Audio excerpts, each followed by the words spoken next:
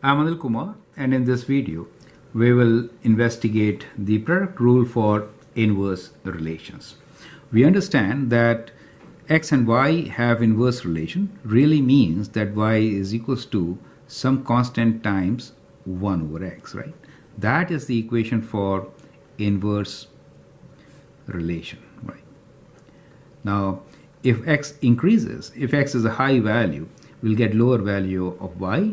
If we have x as a small value, we'll get higher value of y. So that is the inverse way of looking at it, right?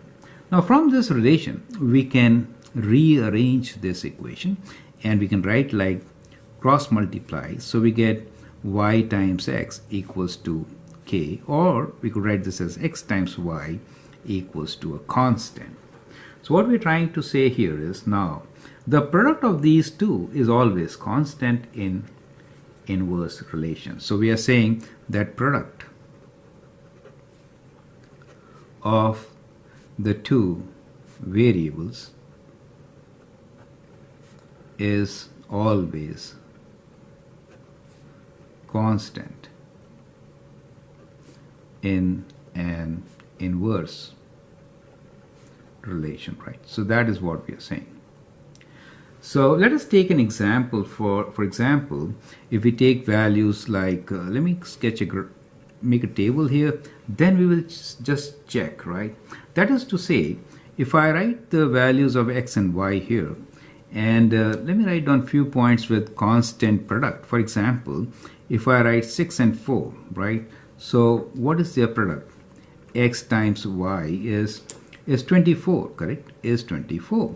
So if I write 8 and 3, which is also 24, and if I write 12 and 2, which is also 24.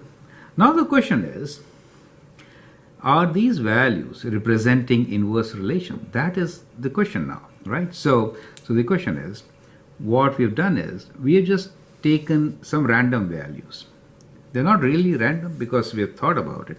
And the criteria here is, these values are such that their product is 24. If that is the case, then will they represent inverse relationship? Well, let's figure it out. When we say inverse relationship, we say y equals to k times 1 over x. So if I take the first set of values, okay, let me take this set of value to start with. So we have x equals to 6 and y equals to 4.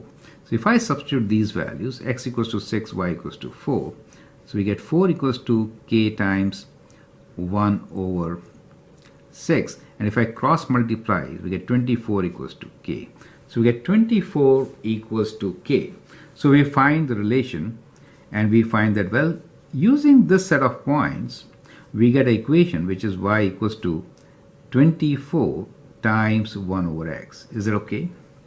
So this is the relation from the first point.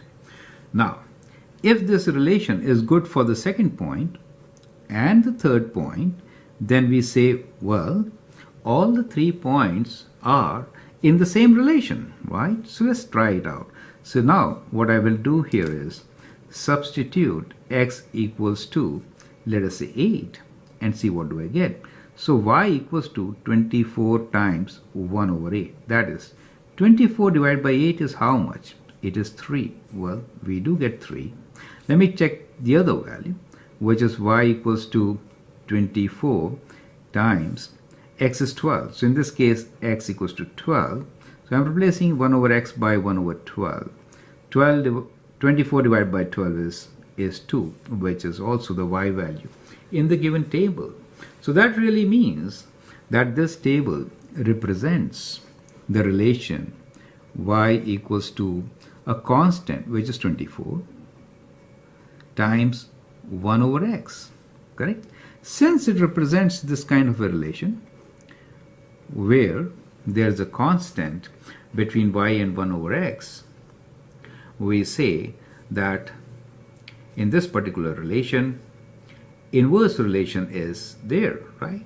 And good thing about this relation which we came up with is that their product is always constant, right? Their product is always constant, and this product is what we call as k. This is what we are calling as k. Is it okay in this relation? So from here we get our product rule, that if we have few points meeting one inverse relation, then in that relation the product x dot y is always constant, right?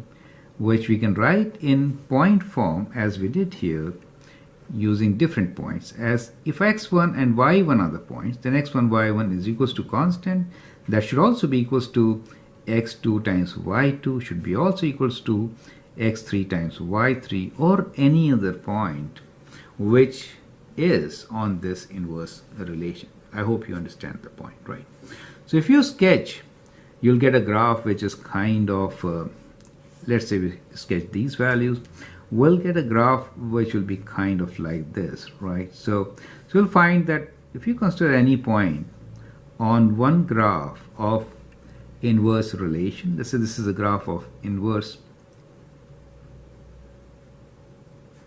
relation,